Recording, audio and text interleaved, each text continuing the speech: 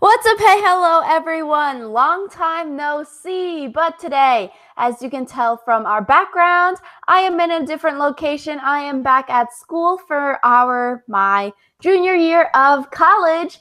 And so my name is Rachel. And I'm Alyssa, and I'm not back in school yet. You guys will be able to tell when I am because it'll look like I'm in a prison again.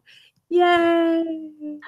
Yikes. So, as you can tell from the title of this video, we watched the first episode of the Australian Survivor, and we're basically going to talk about it right now and do a little review of the show. Yeah, and so we watched this episode, and Australian Survivor has longer episodes than American Survivor. So we watched it, and this isn't really like a recap, just because we watched the first episode, and that was like 2 weeks ago or something like that. This is more just like our general impressions of the show. And we also chose to watch this season of Australian Survivor specifically because our friend Russell Hantz is on the show. Yeah, and I guess we're outdated now because apparently Russell Hantz got voted out in the next episode after the premiere of this season of Australian Survivor. So there's also that we can talk about, but in this we'll talk about the premiere episode, Russell, stuff like that. And just like the first thing, right when the show starts, they're all talking with their Australian accents, and I'm like, damn, like that accent, I could just watch them talk, I feel like, and just listen to their accent and not even watch the show. I love how like everyone has this like super nice accent. They're calling each other mate, and then there's Russell Hantz who's just like aggressively American. Like, yeah, like their accent just makes them sound so nice and fun, and like I'd want to hang out with them. yeah, especially because the theme for this season, if you guys haven't watched Australian Survivor, is champions versus contenders. And so, like, I feel like Russell Hantz was the only one of the contenders that I thought was like, or the champions that I thought was genuinely cocky. Everyone else was just like, you know?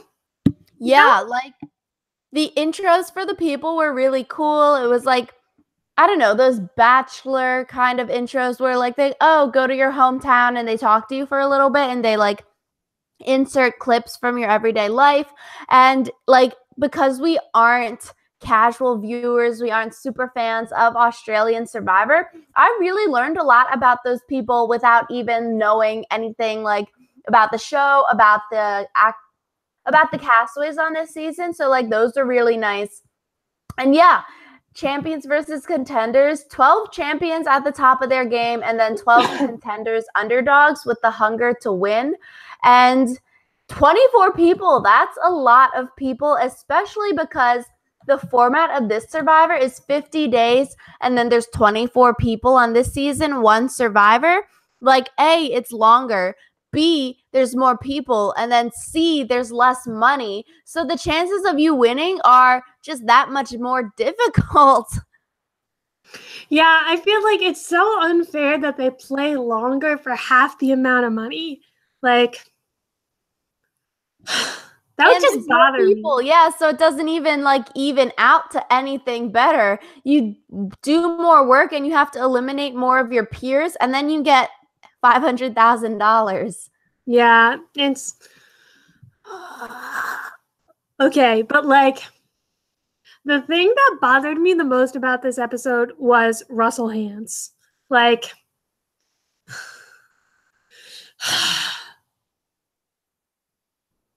I'm just so angry. Like, you think that this guy goes, I'm the greatest survivor ever to play. If you haven't heard of me, you've been living under a rock, and like all this other stuff.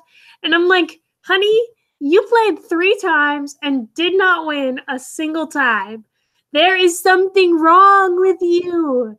Like, no, I have that written down. Like, really? You say you're the greatest player in the world? Like, literally the world? And then it's like, just why?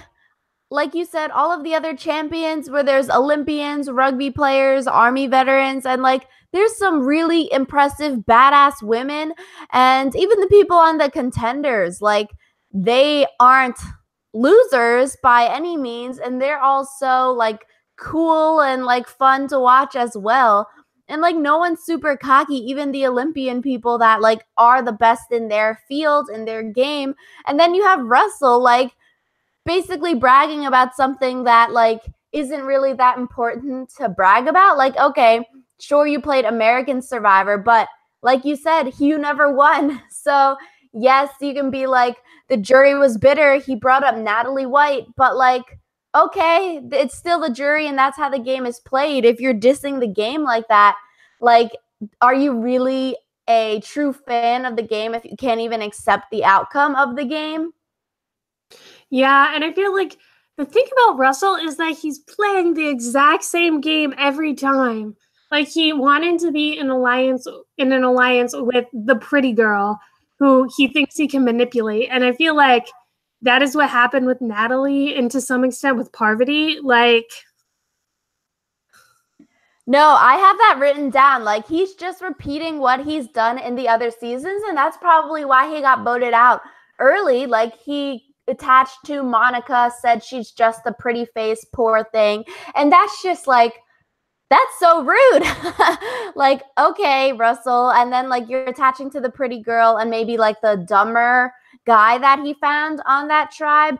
And then he's trying to like, oh, lead them. And then they'll just follow him aimlessly because they might not be as smart as everyone else. And it's like, Russell, if this hasn't worked in the past, what makes you think it's going to work in this fourth time you're technically playing Survivor? Every single time we're like, oh, second chance game changers, we talk about how someone needs to maybe change or edit their game in order to go further or win the game. But like, if Russell is still doing the same exact strategy in terms of an alliance, and then he's continuously cocky about everything, like, yes, you found an idol the first episode, but like, I don't really know how the second episode works if he gets voted out with the idol, is what I would presume happens. Like, you're just so overconfident that it blinds you. yeah, and I feel like his whole thing about like, oh, I found an idol without a clue, like that doesn't make you special anymore. Like it was cool that he was the first one to do it, but it's not like finding idols without clues is difficult anymore just because the producers have a pattern, you know, of where they like to put. Like you can mention, oh, I'm the first one to find it, season 19 Samoa kind of thing, like that. But then if you're like, oh yeah, I'm the King Russell, and then it's like the only queen is Sandra, dude, like chill out. You just get so much screen time because you're annoying to watch. And it's like, I was interested in seeing how Russell would do on the season. And it's like, that's why we wanted to watch this season, this episode of Australian Survivor. Because like, okay, that's a cool selling point. Russell is on the season. We haven't seen Russell on American Survivor, since Boston Rob won the season in that stupid season. But like, I try to forget that. So it's really been since Heroes versus Villains we've seen Rob and Russell. Yeah, and I feel like one of the things is Rob has like stopped with Survivor now that he's like won. He's like made his peace with it and he's like doing his own thing in the world. But I feel like Russell is letting Survivor consume his life, and it's like they won't let me go back on American Survivor anymore, so I'm just gonna move to fucking Australia. Like, pardon my French, but like, Russell, what are you doing? Yeah, it's like Boston Rob has his family. Parvati had a child. All these people are going on with their lives, getting married, having kids. And maybe Russell will be back for like Legends. That would honestly be sort of funny if he like, just like forgot about his stint on Australian Survivor and like doesn't even mention it. And then he comes back for like a Legend season on American Survivor. And like, yeah, this is my fourth time playing, y'all. And like, or maybe he'd even say third, like South Pacific. Redemption Island doesn't even count. So third time, and Australian Survivor doesn't even count. Yeah, I just feel like there were so many people in Australian Survivor that I feel like Russell's screen time could have gone to. And I feel like he got too much screen time just because he's like someone that people already know. Yeah, in all of my notes, like I literally don't know anyone's names. First immunity challenge, I really liked it. It's like a pretty typical Survivor challenge. It looked maybe like less well built. It looked a little sketch in that regard, but I don't know. It was like really, really cool because like not the immunity challenge, the first challenge, the reward challenge one. Like I love those challenges where they have to fight for things, and especially as the first challenge, like in Heroes versus Villains, like in this, it's fun to watch. Everyone gets so into it, and like it's just fun. I like these challenges that makes it physical and competitive for the teams, and it's a good first challenge, like the water fighting for rings or bags challenges, stuff like that. One of the things that I didn't like about the first challenge was it felt like this is just me, but it felt like the contender side of the slide actually was faster for some reason, because even when both the champion and the contender like leapt off at the same time at the same speed, it seemed like the contender always got down there first. Like I just saw them always ending up in the same configuration, and it seemed like the slide was the reason for it. So No idea. I didn't notice that, but like maybe they were just betterly aerodynamic when they went down and they had less drag, or maybe they were heavier so they went further faster. Not really sure. I really liked the reward challenge though, just because like the squares that they had to get it to was so close to like the place where the bag dropped that it was like it really didn't take that long. And I feel like one of the things that I don't super like about the physical like pulling challenges is that sometimes it takes forever for them to like actually make it to the like end area, just because if two people are pretty evenly matched, then it's like 2 steps forward, 1 step back, and it takes forever.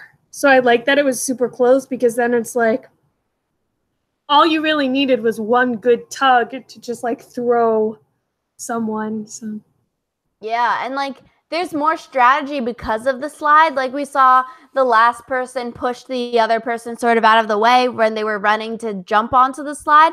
And like that's just more strategy than if it was solely a like grab bag challenge and you have to pull other people to your side. So that made it more interesting, because like if you implemented strategy at the beginning, then you had a way easier time because you made it to the bag first, and then you could easily run with it rather than just two people fighting for a bag on the ground from the start. So there's less strategy maybe in the other version. So I feel like this had more strategy, which made it interesting. Yeah, and I think it was also interesting that they got to pick who went against whom, because it's like sometimes someone would pick like if the contenders picked first, and the champions might like pick someone comparable to the ones that the contenders picked, you know, where it was like not just assigned pairs. So yeah, there was the first people to go was a male and female duo. I thought that was interesting because like you're mentioning in American Survivor, it's sort of assigned like 2 males, 1 female kind of thing, or like female and female. You never really see male versus female. So I guess it's interesting in that regard that maybe they do it like, you know, like no gender roles really, but like it's just accepted that like you can verse whoever you want to verse, versus American Survivor. It's sort of more strict and rigid and like separating by gender for challenges, but like that's yeah, I really liked the challenge. I thought it was a good one, and I liked that it wasn't like an all or nothing sort of thing. So yeah, I really liked the first challenge. The immunity challenge, yeah, pretty typical Survivor challenge for I feel like a premiere or second episode. Champions win, contenders lose. I'm like, how did the champions hit? How did that guy hit 3 targets with one blow. And it's like in bowling, they were not even close together. They were so separated. And I was like, wow, that's crazy how you can hit two near each other. Then it just like reverberates and hits the other far away. I'm like, this is like a bowling trick. Yeah, I feel like sometimes when that sort of thing happens, it happens entirely on accident. My favorite part of it was like when they were getting people up the wall and Russell was struggling real hard and they were like, Russell's costing his team a lot of time, because I was like, I hate you, Russell Hantz. Russell's just so short and he's like buff. He's short and stumpy. Gnome or something. It's sort of scary. He's like a little goblin. Yeah, pretty much. So champions win, contenders lose. And okay, contenders go to tribal council. Of course, Steve is the first target. He's the person that doesn't look like everyone else on the tribe, first of all. And like, of course, that's the first boot that you would target for Survivor, someone that doesn't look like you. And then Matt's paranoid because of his poor performance at the challenge. So it's like a pretty straightforward, I feel like, 2 targets at the first tribal council. Like, it's sort of predictable that like, okay, poor performance guy becomes paranoid and the person that doesn't look like everyone else on the tribe is the first target, probably. Yeah, I feel like the game always starts kind of similar just because they haven't spent enough time together to really know who to target or why. Yeah, which is like, okay, classic case of like maybe racial bias. You see it's like really prevalent in a lot of these game shows. You know, you vote out like the minorities, and then you also vote out like the old people, similar to Big Brother. It happens every single season. And like, you may say like, oh, it's because Steve was looking for the idol, blah, blah, blah. But that's like, okay, that's semi-scapegoat. Like deep down, it's like biases that are coming out. And like, okay, since everyone can relate, they like make Steve a target kind of thing. Yeah, I thought it was really interesting. One of the contenders like had both of his legs amputated, one below the knee and one above the knee. And I thought it was champions, right? I thought it was one of the contenders. The Army veteran? Yeah, was he not a contender? No, yeah, he's champions. He was the guy throwing the sandbags to win the challenge. What the heckle? I literally Okay. You see, the thing also with having 24 contestants is that it's even harder to remember who everyone is. Like, in American Survivor, if they have 20 contestants, I'm already like, oh my goodness. But anyways, I thought it was really interesting that no one, like, really asked any questions about his legs or whatever, because I feel like that's one of the things that, like, in America, people would be like, so how are you going to play Survivor with both of your legs amputated, you know? And I thought it was really cool. Yeah, they vote him out because he's different. And anyone that's different gets voted out because everyone's evil. Yeah, I thought it was just really cool that, like, Australian Survivor seems to be a lot more, like, accepting. Though I do wish there was a little bit more diversity. Though I don't know, like, the demographic composition of Australia, so... Yeah, like that's what I was thinking. Like, you know, of course, Steve first target kind of thing, because everyone else like is from Australia, or like they say they're from Australia, whereas Steve, except says, for like, Russell, he's like immigrated to Australia kind of thing. So that's like really interesting versus American Survivor, where, you know, I guess technically everyone has immigrated, but like, technically, in the end, hasn't everyone immigrated from some place to the place they are now? I mean, I guess that's getting sort of meta, but like technically, and it's, I don't know, Matt, he blows the frick up at Tribal. Like, classic case, you should vote him out because he's a loose cannon and he's willing to throw his teammates under the bus. He threw Steve under the bus, the Bro Alliance he called out at the first Tribal. And it's like, okay, maybe you don't trust Steve, the Asian guy, over Matt, the paranoid guy. But like, if Matt is willing to do all of that crazy stuff at the first Tribal, you need to vote him out. classic case. This dude, you can't trust him. Like, why would you want him on your team? At least Steve, like, okay, yes, he's looking for the idol, and he's like, he's not trying to hide it. So you'll know if he has an idol, probably. And like, I don't know. Steve is less threatening because he'll go with the group, whereas Matt is willing to throw people under the bus. I always say in Survivor that people should like vote out the loose cannon, just because I feel like what you need in Survivor is allies you can count on. And when people are willing to just like throw people under the bus and vote willy-nilly, that's like not what you need.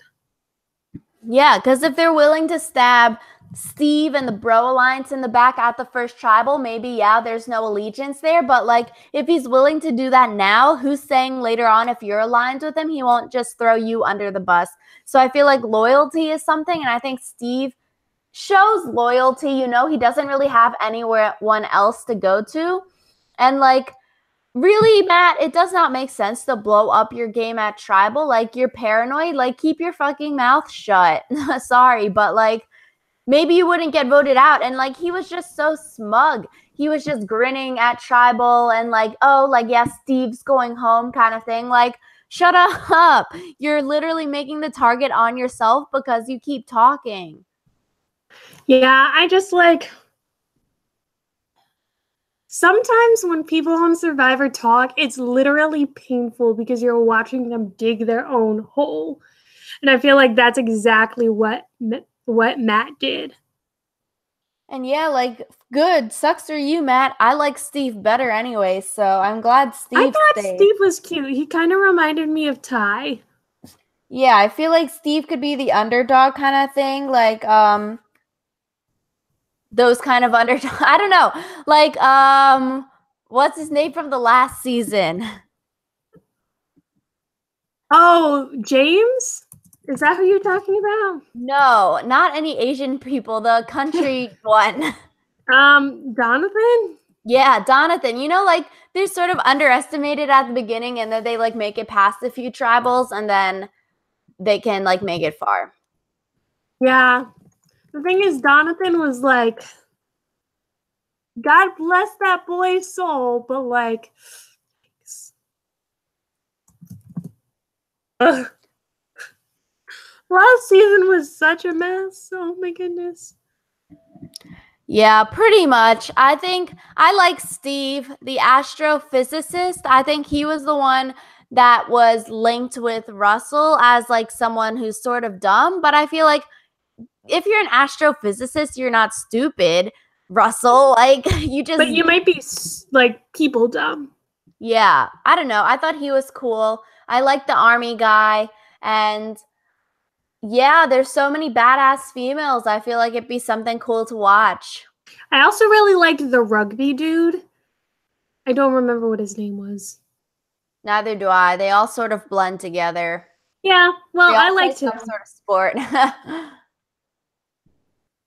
Yeah, I feel like my general consensus is this was like a fun thing to watch, but I don't think I'd regularly watch Australian Survivor just because it's so much harder for us to get here. And also just like, there's so much more of a time commitment because, Yeah, it plays like 4 times a week.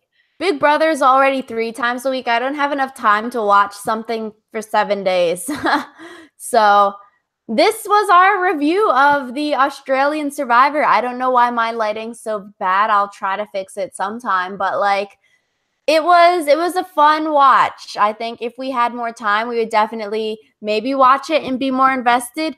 But yeah, class is starting soon and everything like that. So not really much time to dabble in other TV arts.